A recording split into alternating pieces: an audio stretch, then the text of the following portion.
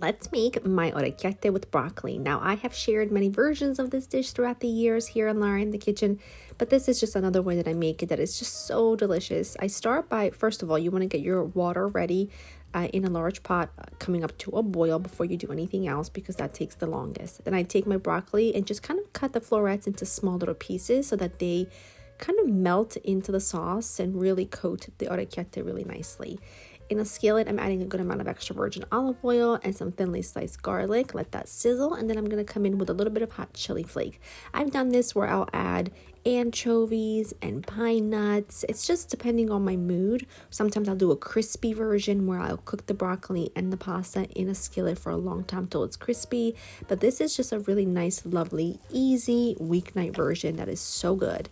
You add your broccoli in and just cook that for a couple of minutes. I'm going to add a little bit of lemon zest. This is going to add some really nice brightness to the dish, and I just love it. After a couple of minutes, come in with your stock. And now, when you add your stock in to the broccoli, this is the time to add the orecchiette to the salted boiling water so that they cook simultaneously for 8 to 9 minutes. Salt your broccoli really well, and when it's nice and tender, you're going to come in here with a little bit of that starchy cooking water, and you're going to add in your orecchiette, or you can also use shells. I like a small pasta for this. I feel like it holds the sauce nicely.